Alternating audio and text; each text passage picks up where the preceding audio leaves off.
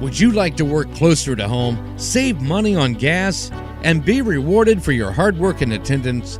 Then Bellisio Foods is looking for you. That's right, Bellisio Foods is now hiring for multiple positions and shifts with great employee benefits, an on-site health clinic, competitive wages, and advancement opportunities. Bellisio Foods is a company that truly values their employees. Apply online at belisiofoods.com/careers. All right, you've had a month now, and you still haven't found it. What are you out there doing right now? Are you even listening to the clues? Do you want to win the KOs or not? Listen to the Mix FM. JJ, gosh, tell them what they got to do, man, because obviously they aren't doing it right. You got to be listening for the clues again each weekday morning when you wake up bright and early at 6 a.m. Matt and the morning crew, they'll have that clue first thing for you bright and early each weekday morning. Again, go out and find that key packet. We've stashed it good somewhere across southern Ohio. We're not saying where. You just got to listen for the clues. And again, when you think you know where it's at, go find that key packet. Stop by our Total Media Studios at the Stockmeister Plaza on Main Street in Jackson. Turn it in, and you're going to write off on a KO Predator 125 or a KO Storm 150 from your friends at Honda Suzuki Polaris K&M of Jackson and Total Media. Better hurry, or it's going to be well used.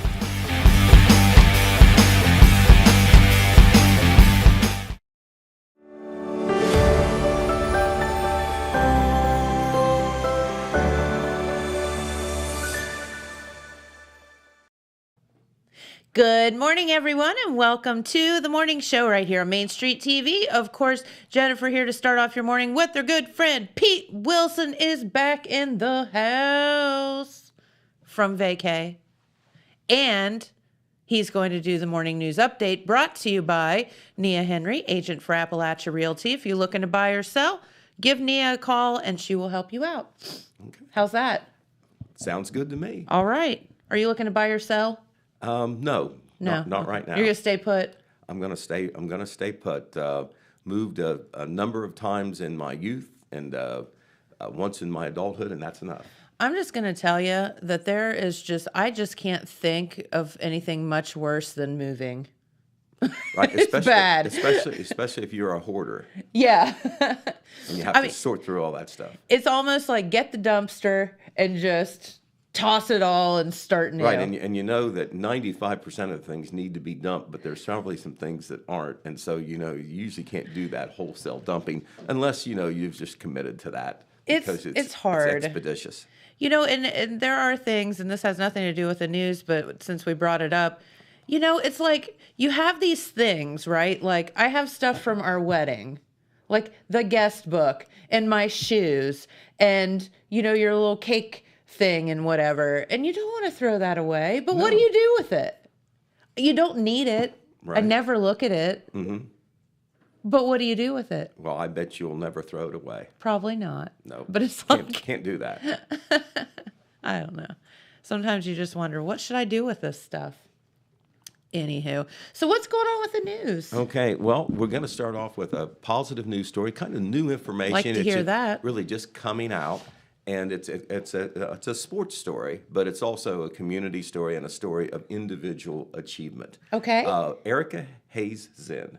Well, everybody in Vinton County knows Erica Hayes Zinn. A lot of folks in the area and region are aware of her too. That is, Dylan just put her picture up. She is currently the treasurer for the Vinton County Local School District. But the reason that she's in the news is her tremendous basketball career. As a high school player with Vinton County High School, and then as a collegiate player at Shawnee State University. Okay. Her careers at the high school and collegiate level are such that she is going to be inducted into the Ohio Basketball Hall of Fame. Whoa, that is awesome. In the 2023 class. She will be inducted on June the 10th at the Hilton Polaris there near the Polaris Shopping Center. That's so good. There's just a number of inductees that they do every year, and so it is a tremendous honor. That is a picture, by the way, of her taking a shot during the NAIA National Championship game, which was her senior season at Shawnee State. Oh. So not only was she a great individual performer, the stats show that, but her teams were very successful. At Benton County High School, her senior season team went to the district championship game, and at college at Shawnee State nearby Portsmouth, Yes. her team won the national championship. That was in 1999, and Nice. so just a tremendous record of achievement. We've got a story going in the Telegram on Saturday. Red Thompson Jr. Actually interviewed her yesterday. Got some nice comments from her. She shared some of her reflections and thoughts about the honor. Of course, she deflected a lot of the credit to others who helped her along the way. But Erica, kind of like a by the way thing we want to mention, she is the mother of Cameron Zinn, who played so well at Benton County High School Yes. as an all-around sports star, also academically, of course, as well. Cameron actually broke her mother's rebounding record at Benton County High School. And another player broke Erica's scoring record. Now, that was the team, of a couple years ago that went Yes. to the state championship for the Lady Vikings. But it is Red has called the headline he has for his story is "Big Dreams in a Small Town," and that's what it's about. It's about how Erica, after her freshman year in high school, dedicated herself to being a better player. Obviously, she had some athletic talent, but she dedicated herself to working hard to be the best player she can in high school and also to win a college scholarship, and she did all that.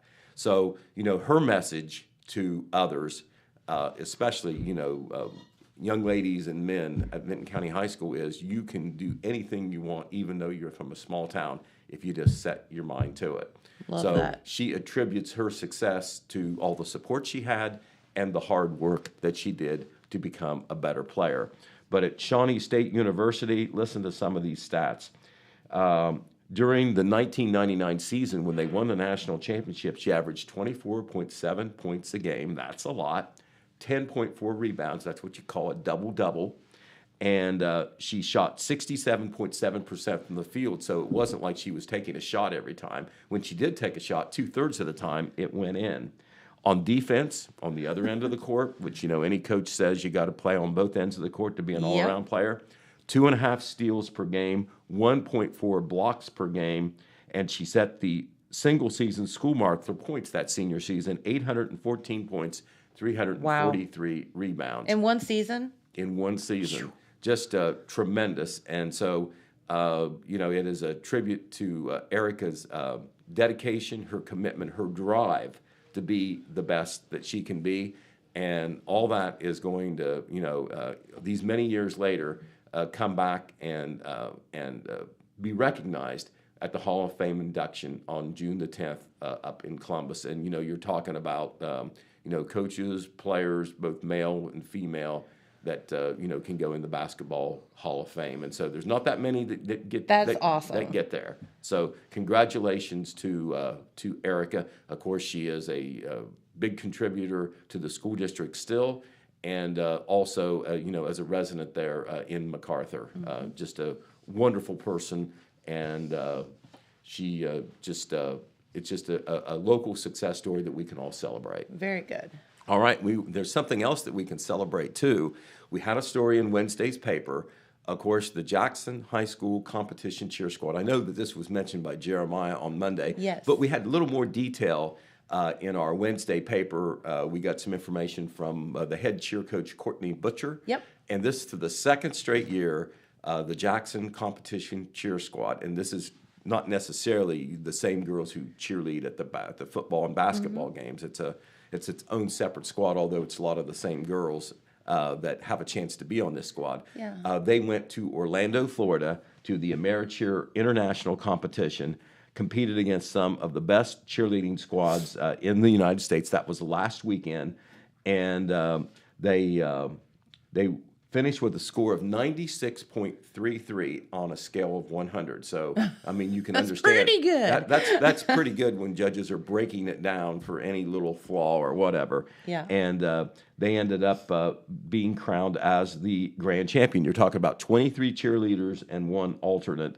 that were involved in this. So, certainly congratulations to them. They were national champions in what is called the game day building category, and they also won high point overall in the game day divisions. Now, those names or categories don't mean so much to me, but those are the categories of competition that take place down there. And the picture that Dylan has just put up are the young ladies. They're posing there at Orlando with the jackets that they won. They also brought home a huge trophy as well. And remember, these girls also did about the same thing last year. Yes. So congratulations to them. This is a school activity, but it's not something they have to do. And so they have to win. They have to qualify for to go to the national championships regionally and then at the state level, and they were able to do that. Yes. And so this is, it's not a dedicated sport or activity. The cheer squad is, but I tell you, talk about the athletic ability and the coordination that is needed. I mean, they're so good. This is just not yay team stuff. It's very there's athletic, a lot to it. very athletic and gymnastic, and then the coordination of it all coming together with those girls performing together. Yep. So Courtney Butcher, Tiffany Boggs, Karina Folks are the coaches of that team, and girls all the way from freshmen through seniors. So congratulations to them. That story is online at thetelegramnews.com, and we featured it on our front page in Wednesday's paper. So congratulations to them. All right. We do have a primary election coming up on May the 2nd. Yeah, don't forget that. Right, on May the 2nd, right, and soon early voting will begin. That will be starting out in early April, not too much, a couple weeks away. But there's a big change in Jackson County in that a good part of the county will be going to different places to vote, and if you're a resident in the Jackson, I guess the simplest way to put it, if you're a resident of the Jackson City School District or the Wellston City School District, you should have received a small postcard in the mail informing you. That is your official notification. There's what it looks like. Yep. This is not junk mail. And you're only going to be told bright this yellow. You can't miss one it. time by the Board of Elections. Yeah. The Board of Elections will repeat this information through the media and on their website, but this is your tangible notice that your polling location could change. Now, no doubt when Election Day comes, the primary Election Day comes on May the 2nd, people will be confused. Yes. So we're going to tell you many times in the newspaper, on television, and in the radio about this. But basically, if you live in the Jackson City School District, you will be voting at the Jackson High School Fieldhouse up on the hill on 500 Vaughn Street. Okay. If you live in the Wellston City School District, you'll be voting in the Wellston High School Gymnasium. Before, if you lived in these school districts, you voted at either the Jackson Area YMCA, the Wellston Community Action Building in Wellston, or the Jackson Memorial Building in Jackson. And the Memorial Building in Jackson was not for Jackson City voters, but for some nearby townships and like that. It's just clear as mud. Right. So the simplest way to say it is, if you live in the Jackson City School District, you will now vote at Jackson High School. If you live in the Wellston City School District, you'll now vote at Wellston High School. If you're in the Oak Hill School District, this gets a little murky. Right now, the Oak Hill schools have not yet approved the use of one of their schools for voting. It's being considered, and it may happen, but it's not going to be for the May primary at least. Right. So if you live in the Oak Hill School District, which includes the village of Oak Hill, Jefferson Township, Madison Township, Bloomfield Township, you will continue to vote at the Madison Jefferson Bingo Hall on East Main Street in Oak Hill. And then it gets even more murky because, Pete, as I told you, I live in Franklin Township, which is technically the Oak Hill School District, but yet they're having us vote at Jackson, so. Right. Go figure. Those small sections where, the school district is not aligned with the townships, it can be confusing, but everybody should have gotten a postcard in the mail. I know that, it's a small thing and it's mixed up with other things and some of it is junk, but this is not junk. No. You're not going to receive a second notice or whatever. So, as I said, this story also was in our Wednesday paper, and it's posted online, so you can go to it anytime. Jeremiah Shaver did a nice job on it. He interviewed Margaret Casey, the Board of Elections director, and explained everything in detail on where people vote and where they used to vote, et cetera, et cetera. Yep. All right, we had at the last Jackson City Council meeting, we had some very important news from the city of Jackson. This was announced by Jackson Mayor Randy Evans, and there has been some changes at the management level. What he has done is basically, with council's approval, established 2 new management positions called operations managers. Okay. Operations managers. Now, the 2 men who have been appointed to those positions, same title, are Ron Aldridge, who has been kind of in charge of the water department with a different title, and Greg Farr, Okay. who has also been a supervisor there. Over at water. Yeah. At Water too. There they are. That from left to right is Ron Aldridge on the left. That's Mayor Randy Evans in the center, and Greg Farr on the right. And as operations manager, they'll kind of be in charge of what they were before, but also more operations in the city beside what they had been before. So it's a little bit of a promotion. Okay. And the positions that they did have are no longer existing, and they have accepted these positions. Now, these new positions, unlike the old positions, are non-union. So that was something that, Randy Evans had pushed for before, Okay. that was not able to happen because of a ruling by the State Employees Relations Board. But in this case, 2 members who had been in the union and with the title of supervisors were willing to take these new positions, which were promotions, and so that basically supersedes the old positions because it's they're covering the same thing plus more. Okay. Also, the position of electric superintendent at some point will no longer exist. Tom Waltz has that position, but he has resigned or retired, whichever, to take a new position that's not with the city. He is staying with the city kind of in an advisory position, so Okay. nominally he still may be the electric superintendent, but I know the intention is for that position to not remain, and they will use a consultant to help with some of the electric management and advice and guidance. And also, one of the old cemetery supervisors is no longer working, and that position has not been continued. So Okay. one of the things that Randy Evans said, he was very happy that this has happened. He feels it's a good thing for the city.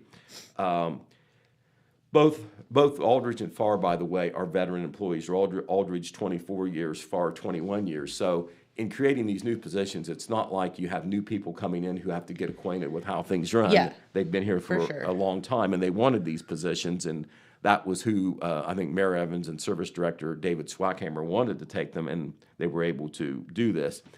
Looking at the big picture, here's one of the things that Randy Evans said. He didn't want to lend the impression like the city is adding a lot of positions in payroll because of this. He pointed out that comparing 2019, that was the year he ran for mayor, he wasn't the mayor, and now 2023, he says that in 2019 there were 70 full-time employees. That did not include the police department. He's excluding the police. 10 of which were at the superintendent level or higher. As of now, March 23, there are 61 full-time employees, and there are 6 managerial positions rather than 10. Okay. So with 9 fewer employees and 4 fewer managers, he said that the cost of the payroll and benefits for those previous individuals totals well over $500,000 a year. Wow. So he feels this is a very improved management structure, and he feels that it will also be cheaper. Okay. So anyway, that was big news from the city of Jackson. That story also online and featured in our Wednesday paper on the front page. Okay, we'll move to the city of Wellston. A couple of things there to note. I know a lot of people are wondering about the Louis Theater, what is going to happen there. At the last council meeting, really it's sitting still right now. Council at 2 meetings ago was presented legislation to for the city to possibly purchase the Louis Theater. Yeah. All right. They took the first reading on it. The way legislation usually works, it takes 3 readings. Yes. That way there's time for deliberation, public input, or whatever. Yep. And the second reading took place at the last council meeting. There wasn't any comment or anything. Mayor Brenner says it's in a holding pattern. They will have the third reading at the next council meeting, which will be the first meeting in April. And that will be the meeting of decision on whether the city is going to go forward with the purchase. The idea is that they will purchase the building for $10,000, the Louis Theater, historic Louis Theater in downtown Wellston, and then they will seek grant funding to try to fix it up and find a new life for the Louis. Okay. Not set in stone that they're going to do that, but they have legislation created to do that. And right now, even though it was on the demolition list, they had money to actually demolish it. Yes. That they are not going to go forward with that, at least for right now, unless there is a change, of course, in what the city is doing. Once again, it is a conundrum. I know it's been on again and off again so many times. It really is. Everybody would like to see, many people would like to see the Louis saved and have a new life, but how are you going to do it, and where is the money going to come from? Well, and what are you going to do with it if you do save it? You know, is another question. Right, exactly. So we'll see what happens there, but once again, a big decision faces Wellston City Council in April when they have the third reading of that legislation. Also in Wellston, remember Mayor Anthony Brenner, who used to be Service Director Anthony Brenner, kind of in a transition situation there. Anthony is running for mayor in the May primary against former Councilman Tom Clark in the hopes of retaining that position, and then he would have to run in the general election. Right now, there are no other candidates, so it may come down to what happens in the primary. Yes. But he said right now the service director's position, which he once held, is vacant technically because he is the mayor now. Correct. However, Jeff Bates and Ryan Pelletier for a while have both kind of filled in with some interim duties. Yes. Jeff Bates may be appointed, according to Anthony Brenner, to fill the position on an interim basis at least until the primary. But Anthony Brenner did say at the last council meeting that he has possibly found a candidate to fill the service director position, although he did not name any names. Oh, okay. So we will see what happens there in Wellston. Also, another issue in Wellston that they face is the replacement of some streetlights. Back when the city was in fiscal emergency, they didn't continue with some of the streetlights to try to save some money. You know, it's expensive. They come through AEP Ohio. That's the city's electric provider. And so not all the streetlights were put out in Wellston, but in certain places where they felt they could maybe get by without them, 55 of them, as a matter of fact. They eliminated streetlights to save some money. Well, now they're talking about, putting those streetlights back into functioning again. However, since all this happened, AEP Ohio uses AED lights, and they are more expensive. They last longer. They last longer than the old street lights, but they're more expensive to do. So now the city's situation is: are we going to be able to replace all 55 street lights? Because it's going to cost $700 a month. Instead, it's going to cost $4,500 a month in electricity instead of $700 a month. So what are they going to do? Are they going to reduce the number of streetlights? Or do they have enough money to maybe put more money in than what they were going to? That's something that the administration and maybe council will be deciding here in the near future. Okay. All right. Not the May 2nd primary ballot, but the November 7th general election ballot. It was established at a recent meeting of the Jackson County Commissioners that there will be a 1 mil replacement levy for the Jackson County EMS on the levy. A replacement levy, 1 mil. This is not the only levy that EMS has, but it's one of them, and it would be for 5 years. And the county residents have been very supportive of EMS in the past. And EMS Director Chris Johnson was at this meeting. He expressed thanks for all the support the commissioners and the electorate and the general public have had for EMS. If you're wondering how the expenses go there, the levies do not cover all the cost of EMS services. It is half levy and half billing services. Yeah. So, I'm thinking that that's a good formula because even if you don't use EMS, you want it to be there. Yeah.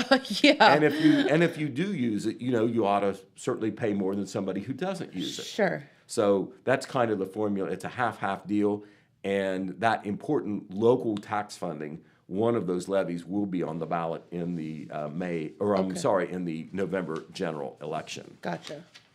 All right, we'll move to Vinton County now. And Red Thompson Jr. was at the last meeting of MacArthur Village Council. They meet on the third Wednesday of each month. And Mayor Steve Hammond up in MacArthur reported that he thinks it will be a busy summer.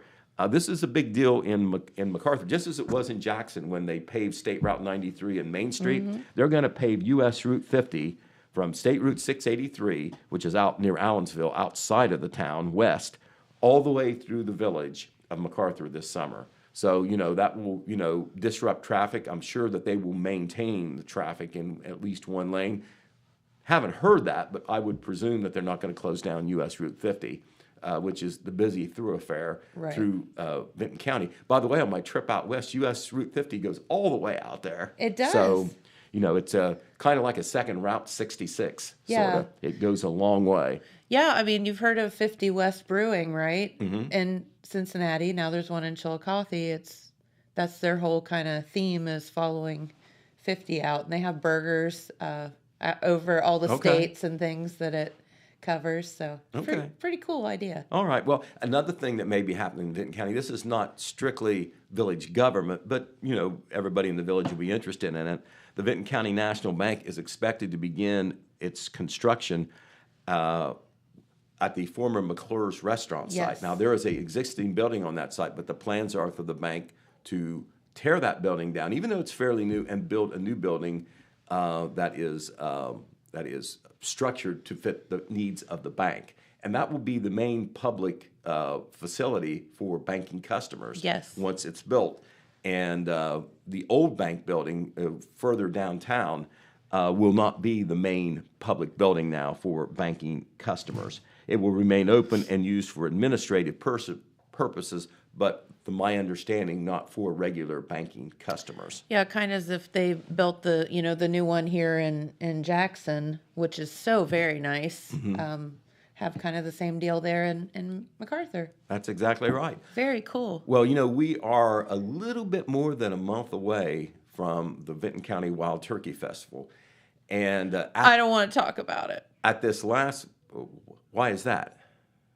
I'm still bitter about my Pam Tillis situation. Oh, okay. Well, unfortunately, that was a bit of news that did not work out. I don't think they've given up on Pam Tillis for a future year, but they could see that it wasn't going to work out, and the clock is ticking towards the start of the festival. But festival representatives, royalty, Turkey Festival president, committee president Bill Beckley, and Vicki Beckley, his wife, who's on the committee, all came to the meeting of MacArthur Village Council to address council. And, they got permission, to close the street there, U.S. Route 50 on the main festival drag. Yep. And they also just, wanted to give the village officials an update on what was going on. And, of course, the royalty that was there was a Queen Lakin Williams and one of the attendants, Bailey Williams.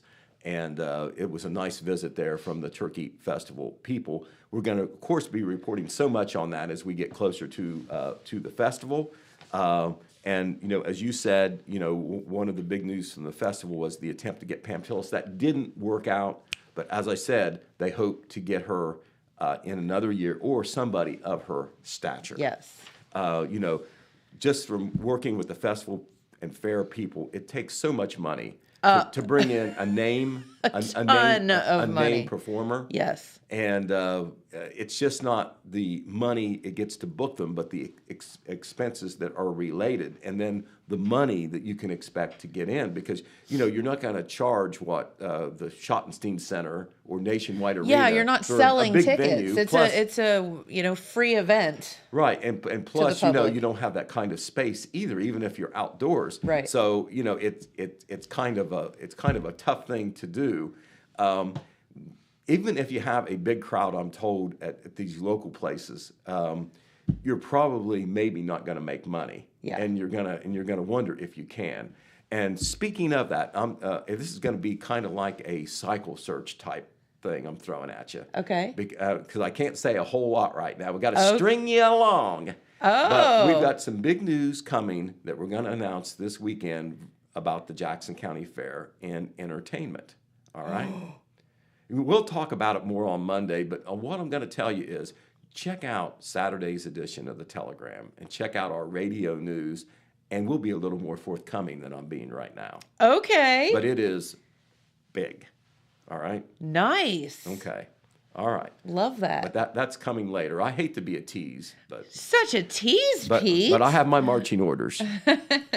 Understood. All right. Okay. Speaking of Vinton County, the transition, the move of the Vinton County Sheriff's Office from the historic location by the courthouse to its new building on State Route 93, MacArthur North, continues. And one of the symbols of that would be the new signs that they have put up on State Route 93 in front of the new Sheriff's Office location. Okay. Now, that used to be the site of the Vinton County Board of Developmental Disabilities. That's where they had their offices, and there was a workshop there at one time. Those folks have vacated the building, and I don't think the Sheriff's Office is using the whole building. I may be mistaken on that, but I don't think they are. But they are the main occupant now. That is a county-owned building, and that is where there's a sign both ways, but that's the sign as I think if we're northbound traffic. And the Sheriff's Office location, you can see all the cars in the parking lot off there to the left. If you have public business with the Sheriff's Office, this is where you go, all right? The phone number is still the same, 596-5242. There are still deputies working in the old location, but it's just a kind of like a workplace. Okay. The public is not supposed to go there. That building goes back to 1861. That is Wow. 11 years after the county was formed. So Oh, my. it is historic. No word about what they're going to do with the building, Yeah. but there is great doubts about whether it can be, It would be used cool to save, but or renovated. Yeah. I know that some of the historic materials that may be inside, furnishings and whatever, will definitely be preserved and displayed in some fashion. All right. Well, let's go to some other nice news. We're getting close to Easter, and there is so much more than in the past, Jennifer, when we were kids. You remember that when we were kids? a couple years ago, Pete. Okay. Yes. Yeah, a couple years ago. Well, anyway, I tell you one thing that we see much more of than in the past are Easter egg hunts. Yes. It seems like everybody seems to have them, whether it's a community organization, a church, a village, a Legion post, or whatever. There are a ton of them. We're going to try to get a list of them, for reference sake Fantastic, yes. next week maybe. But one of the biggies in the county is the Wellston American Legion Easter egg hunt. It is huge. Which is on State Route 327 at the recreational complex there, just on the edge of town. And this is a photo of some of the high school groups who came to the Legion this past Monday evening to stuff those candy-filled Easter eggs. You're not going to get hard-boiled eggs at these things. You're going to get candy, lots of candy. Yep. But you know how many Easter eggs that they stuffed? How many? 12,000. Holy moly. 12,000. A lot of Easter eggs. The Legion not only wanted to promote, the Sons of American Legion technically is doing Yes. the Easter egg hunt. They not only wanted to promote it, through our media platforms and here on Main Street TV, but they wanted to, say thanks to the kids. The kids also, do the food boxes at Christmas or whatever. But the student groups that volunteered their time to help stuff these eggs, the Wellston Rotary Interact Club, the Wellston High School National Honor Society, the varsity and JV baseball teams, and the Wellston High School cheerleaders, they all came together to stuff the eggs. I think that their payoff was some pizza. Oh, But hey, I'm not I would positive. work for pizza. Right. Well, I think that their payoff was pizza. So that Easter egg hunt is going to be on April the 8th. Okay. We'll give you some more information on that later. There are some of these Easter egg hunts are going to be on April the 1st, which is a week out from Easter. The weekend of April 8th and 9th is the Easter weekend, if you're not sure about that. It's coming up here pretty soon. It's faster than I thought. But anyway, thanks to the Sons of American Legion for what they do with that Easter egg hunt. Jim Pope is the commander. Peg Yep. Murdoch helps a lot. Yep. And Peg Barber is very active in coordinating, getting the kids involved in that. And, if the kids weren't involved, there'd be lots of Legionnaires there stuffing those Easter eggs. So they are very thankful for what the kids do. Okay, speaking of festivals and events, tonight we want to tell you about this, something the Oak Hill Festival of Flags is doing. They are having a prize bingo event this evening. Bingo! They are in partnership with the Oak Hill Area Chamber of Commerce on this. It's called a prize bingo event. It's going to be at the Madison Jefferson Firefighters Bingo Hall, of course, since it's bingo. Doors will open at 5:30 p.m. The first number will be called at 6:30 p.m. All prizes are valued at $50 or more. A smokeless fire ring that was donated by the Southern Ohio Monument Company and our friend Doug Habern up there in Chillicothe, valued at $180, will be one of the prizes. Nice. Packets cost $25 each, and they will include 16 games. Special games can be purchased in addition to the packets. Concessions will be sold. And I know people like to play bingo, and a lot of times it's for a good cause. And the good cause this time is to benefit the Oak Hill Festival of Flags. Sweet. You know, these people on the Oak Hill Festival of Flags committee, I mean, they're just like a lot of these other committees that sponsor these events. They not only work hard planning the events and then conducting them on a holiday weekend when, you know, people want to kick up their heels and do what they want. That's right. But they work almost all year round raising the money so they can do it. They do. Yeah, it's a year-round thing, raising these events. So anyway, if you like to play bingo or you just want to support the Oak Hill Festival of Flags, here is a fun way to do it. And you might win some money or that smokeless fire ring. Hey, I'm in. That sounds fun. All right. Speaking of goodwill work, the Wellston Lions Club, all week, and they will continue to do this through Saturday, they're accepting donations for the East Palestine cleanup workers. Isn't that nice? These are the same people that, you know, that sell the Vills and the Fishes and the Gem Pop from their booth across from Brennan's Family Pizzeria, and I think it's right next to the Dollar Tree store on South Pennsylvania Avenue in Wellston. They are accepting donations, wrapped snacks, that would include cookies, trail mix, chips, nuts, and granola bars, water, Gatorade, cleaning supplies, and other donations. The donations are being collected by the Lions Club. They started last Monday, and they will continue from 5 to 7 p.m. on weekdays, so that's tonight from 5 to 7, also Friday 5 to 7, and then on Saturday, if it's easier for you to get out then, 11 a.m. to 1 p.m., all donations will be greatly appreciated. And once again, these are things for the cleanup crew at East Palestine. You know, you think about the residents there and their needs, but the cleanup crews work very hard up there, and these are things for them. Sure. And Teresa Pond-Lamaster let me know about this. She is one of the good deed doers with the Wellston Lions Club. Good. And the Wellston Lions Club, support their veal and fish booth too. I believe it started several weeks ago, and they're pretty much in business. On Saturday for sure, maybe even on Friday at that standard location. Plus, they give Santa a float to ride on. Right, exactly. All right, well, I tell you what, we are in the season now where the plays are going on, the high school plays. Mm-hmm. We had one play last weekend, and we had a spiel in our Wednesday paper. Jeremiah Shaver was there. He was very impressed with what Director Bryce Wernz and Brittany Ruth did, and all the people that work with the Oak Hill Drama Club to produce Disney's Beauty and the Beast Jr. I tell you, a tale as old as time. And there you see Belle, played by Holly Barger there on the left, and the Beast, played by Andrew Miller on the right. Weren't these great costumes? They're awesome. They look like they're right off Broadway there. And that is a scene from one of the plays. We dedicated a good part of a page to some pictures and coverage of the play, which was held last weekend at Oak Hill High School. So congratulations to the play and cast there. Jeremiah Shaver is our, there it is right there. In color, James. live and in color. How about that? So a nice spiel. And also there is a photo gallery on our website that Jeremiah put on there. So great. Very, very nice. We appreciate his work there. Love that. And so that was in Saturday's paper. Coming up this weekend, we have two plays at Jackson High School.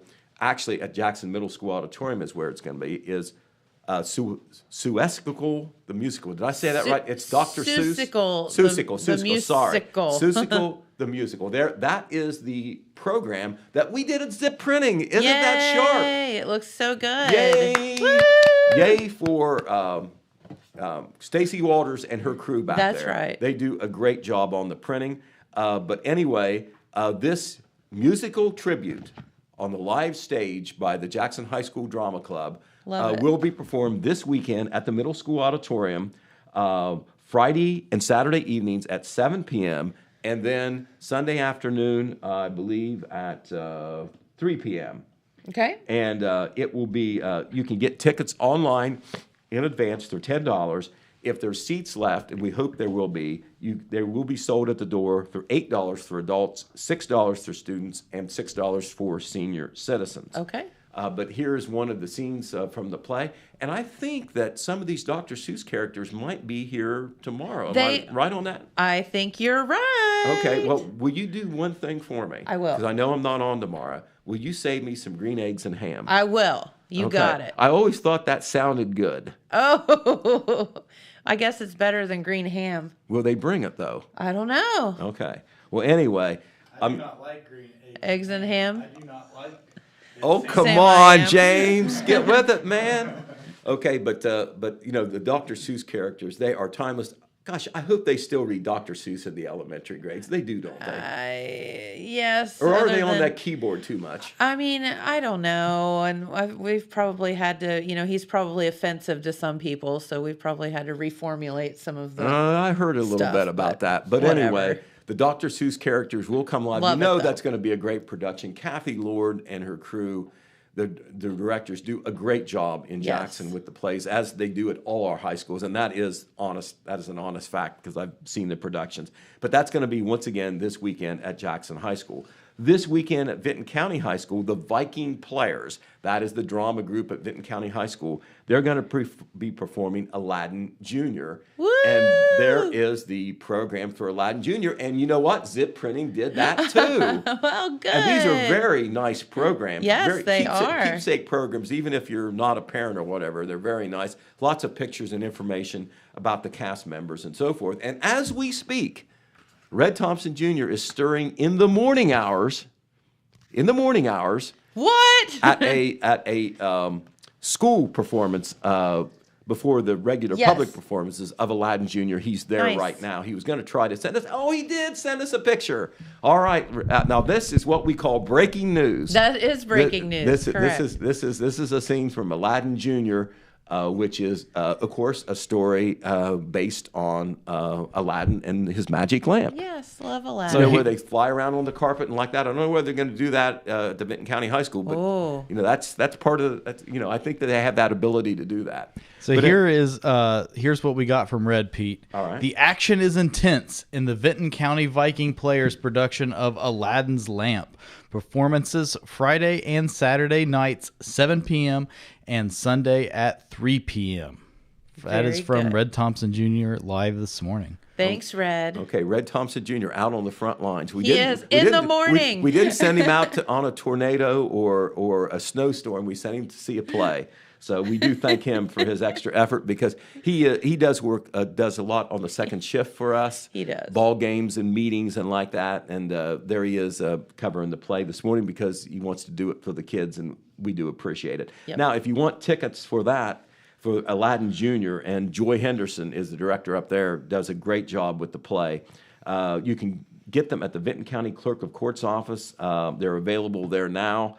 And I believe that they'll be available through Friday. And then they will be also available at the door for those productions and those performances as mentioned there by James. All right. In the future, so we've got Oak Hill play last weekend, Jackson and Vinton County plays this weekend. Next weekend, the Wellston High School Drama Club will perform the Addams Family School Edition. All Okay. right. I presume that this is a takeoff on the old Addams Family sitcom, right? I would say so. I mean, I'm guessing Yeah. that that's the case. Anyway, it's going to be held at Wellston High School on Friday and Saturday and Sunday next weekend. That's March 31st, April 1st, and April 2nd. It will be 7 p.m. on Friday and Saturday evenings and 2 p.m. on Sunday afternoon. It will be at the high school. Tickets are only $5 through general seating. wow, cool. $10 for reserve seating. I take it that's front and center seats. Reserve tickets can be purchased at the Wellston Middle School. General admission tickets, those are the $5 ones, can be purchased also at Wellston Middle School, Wellston High School, and downtown at Daisy's Hometown Coffee. And ticket sales began last Monday, so you can get those tickets in advance now. And if you want the premium seats, I would get a seat in advance. And I know that Jeremiah has covered our plays for us, and I think he's going to also cover the Jackson play this weekend and the Wellston play next weekend. And Charity Potter did the play last year, and I guess I don't know for sure she's doing it this year, but she did a great job last year. Got great reviews for the play that she did on Fiddler on the Roof. Okay, yeah, that's right. It was wonderful. It was wonderful, and so I'm sure that the production of the Addams Family will be something that you'll want to see as well. Very much. All right, we want to remind all those young ladies and small young men who might want to be royalty candidates for the Jackson County Fair that your time is running out to apply to be a candidate for royalty, because the royalty contests are going to be, and once again, this is something that's kind of new. I think this is the second or third year that they've done it early in the spring rather than in June. The contest is going to be Saturday, April 22nd at the Parks Edge Event Center, right at 601 East Main Street in Jackson. And if you want to be a candidate, you've got to make an application no later than next Tuesday, March the 28th. Okay. You go to the Jackson County Extension Office website, hit the Fair Queens link there, and then you can apply right online. And we're talking about Queens, you're talking about grade level attendance, and then we're talking about the little folks, Little Miss and Little Mister. So cute. Right. Applications can also be turned in at the Extension Office south there on State Route 93 and Standpipe Road by 4:30 p.m. that day. That is Tuesday, March the 28th. There is no exceptions. You can't be late on that. All the royalty contests, once again, on April the 22nd, the way they did them last year, I presume this year, starting with the little folks and then on up through the Queen. They did them all at one time. All right. Very good. Hey, Pete, we should probably take a break and do our cycle search clue. Go ahead and do that. Yeah, for sure. Because do you know that today is day 24 of Day the 20, cycle and you search? mean they haven't found that thing yet? Haven't found it yet. We are in week 5. You better listen up, folks. That's right. They're going to string these clues together, and some smarty pants is going to nail it. I hope some smarty pants is writing all these things down. Do want to thank McDonald's of Jackson, Wellston, Oak Hill, and MacArthur, and also Ramey's Homes and Automotive Group there in MacArthur for supporting and sponsoring the Cycle Search 2023. So today's clue, yesterday's was a dilly. If you didn't hear it, it was a good one. Today's clue, day 24. Are you ready? I'm ready. Okay. On a well-traveled path or off the beaten road, listen daily and crack the code. Crack the code. Okay. On a well-traveled path or off the beaten road, listen daily and crack the code. It's in an egg farm. An egg farm. Okay. Crack the code. Crack the code. Yeah. Well, somewhere in there is a true There's clue. something in there, yeah. Yeah, there's something in there. You just have to kind of like break it down. You do. And use your noggin. And then you Yep. got to put them all together. That's why you've got to listen every day. You do, and write them all down, and then you have to start combining. Catalog them, and figure it out. You got it. It'll be worth it. Yes. 2, not 1, but 2 four-wheelers from Honda, Suzuki, and all the other things that they're now named that I can't remember. I know, that's right. I mean, That's amazing. It's a great prize. It's great prize. It is. Great 2 prizes for sure. Yep. Thanks to all the sponsors and Honda, Suzuki, Polaris, Can-Am for doing it. KO, and other stuff. Right. Here in Jackson. Thanks, guys. Couldn't do it without all the sponsors. Yes, you got it. All right, back to news. Okay, well, we're going to tell you about some different events that are coming up. Okay. And we'll maybe say a little bit more as we get closer or whatever. But the Wellston Main Street Spring Shop Hop is going to be on Saturday, that April sounds 1st. fun. And this is the Wellston Main Street group, which kind of promotes the downtown Wellston, particularly there in the historic district, just off Pennsylvania Avenue, High Avenue mainly there. They're just trying to bring customers into the downtown for all those specialty shops there. Yes. But it's going to be from 11 a.m. to 2 p.m. on Saturday, April 1st. That's not this weekend, but next weekend. It will be at the corner of Ohio Avenue and First Street. Visitors are invited to shop at local businesses and keep an eye out for special sales and store hours. Wellston Main Street will be set up and collecting entries for their Give Back Giveaway promotion, in which 2 winners will be drawn for prizes, including items from local businesses, which are purchased through Wellston Middle School in support of the local community. No purchase is necessary to entry. It sounds like one of those things where you can win something and you don't even have to put any money in. Just show up. Just show up. And so that is the Spring Shop Hop. And I don't remember that before. It might be a new thing. So give it a whirl there. Cool. Don't have all the times or detail. Don't have something in front of me, but I do know that another big fundraising event will take place at Jackson High School on Saturday, April 1st, and that is the Spring Fling. That's a big one. That supports the Band Booster Spring Fling, and when you have 150 plus members of the band, yes, you got all those parents. You know that it's going to be a big group. I mean, you have performances by the bands at different levels. I think they all play together at one time. That's kind of a tradition. They do a penny sale. They have a chicken noodle dinner, or they have some kind of dinner. Dylan, are you cooking noodles? Nope. Well, then go eat some noodles. I think they will. Are you in the band, Dylan? Yeah, I am. That date is right, isn't it? Saturday, April 1st? I believe so. Okay. They have a live auction there. And, now think about it, Jennifer. Unless you're shopping or whatever, you probably don't realize how much these instruments cost. Oh, yeah. It's cost prohibitive for many parents. And that's not because, you're poor. It's just because it costs a lot. They're a lot. Right. Yes. It's not like, a uniform for a sports team or something. It's much more expensive. Yep. I remember when my mom purchased a trombone for me in 6th grade or whatever. I think that canceled birthday and Christmas and all that stuff all of together. that, yes. But by the way, I still have that behind the door. We'll maybe do a silent bid on that.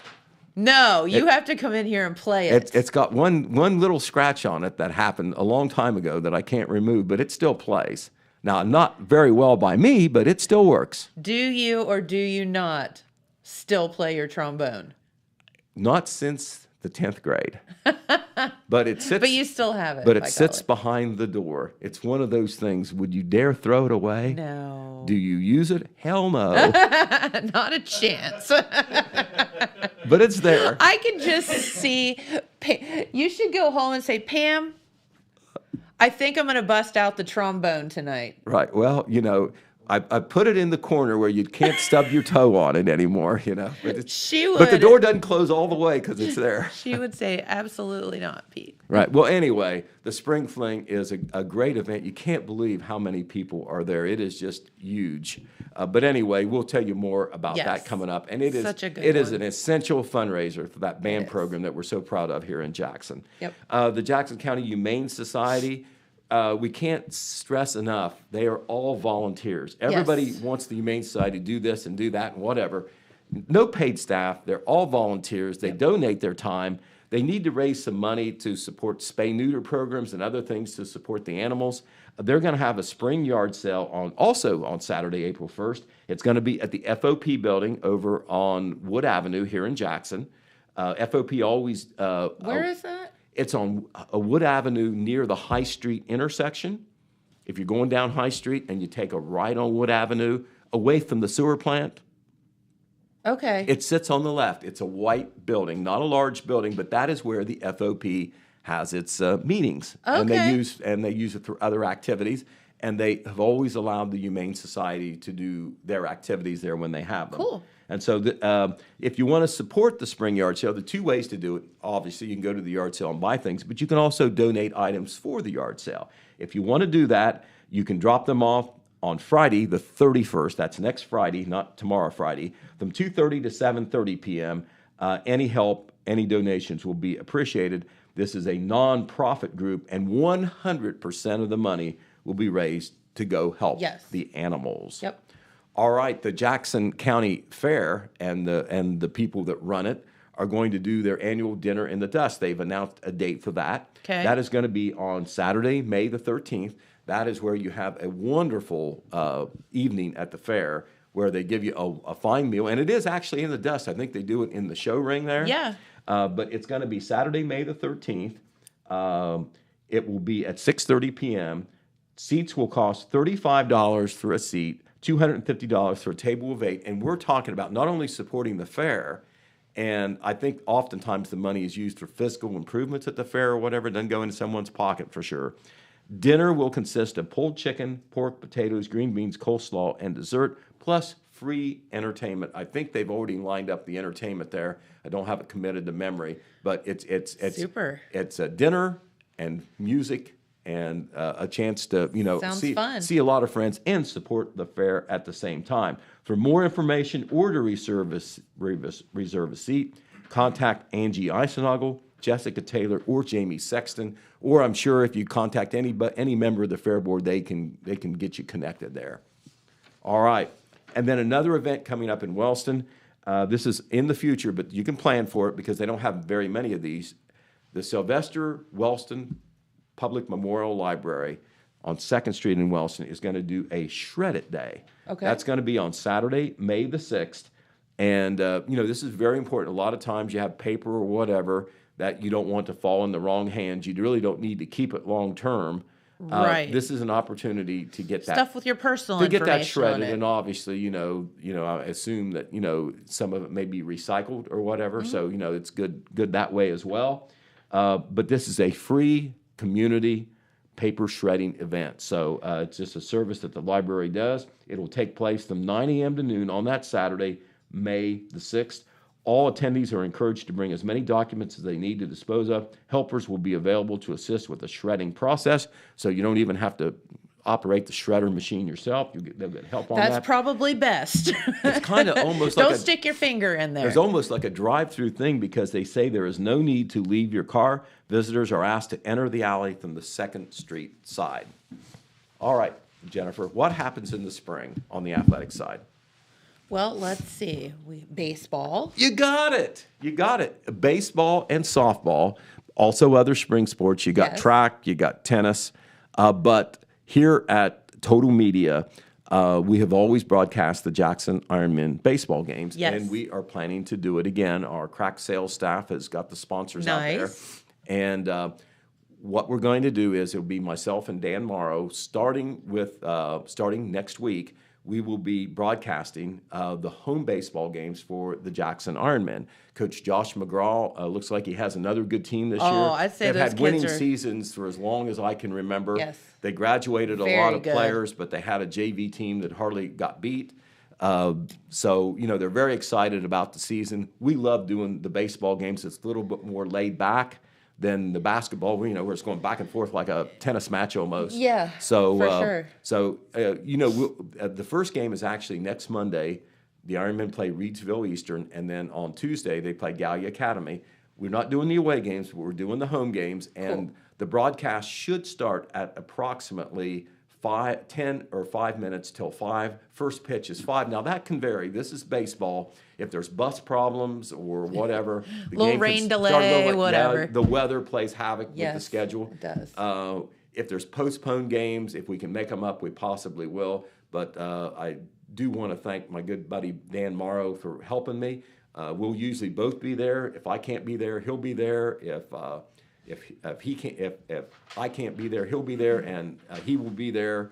If he can't be there, I will be there, and we may even have another sub in there to Maybe a guest. help as well. Yeah. Right. We'll have some guests on the air as well. We really enjoy doing that, and we thank our sponsors for doing that. We thank our sales staff for selling it, and we'll be talking maybe more about that on Monday. But speaking of sports, in our last edition of the print edition, also of course online, we had previews of all the baseball teams in Jackson and Vinton counties. Cool. That's the Jackson Ironmen, the Vinton County Vikings, the Wellston Golden Rockets, and the Oak Hill Oaks. We had previews, pretty in-depth previews written by Todd Compson, Red Thompson Jr., and Brock Netter. This Saturday, we plan to preview the softball teams. So, okay, very good. All this coverage, sports coming your way. It seemed like we just closed the book on basketball, and now here we are throwing out the baseballs and the softballs and everything else that goes with spring sports. So You got there it. you are. Well, that sounds amazing, Pete. And what radio station will your games be broadcast? Be on WKOV. Okay. 96. It'll be on WYPC. Oh, that's right. That's right. We do depart from WKOV is the kind of the flagship for the Ironmen. Okay. But in baseball, because it conflicts with other programming, Okay. earlier programming, the news and like that, we do it on YPC 1330 AM, and more importantly, its companion FM station 105.3 Okay. FM. Very good. And you can hear that pretty well all around the county. Very good. All right. Well, Pete, thank you so much.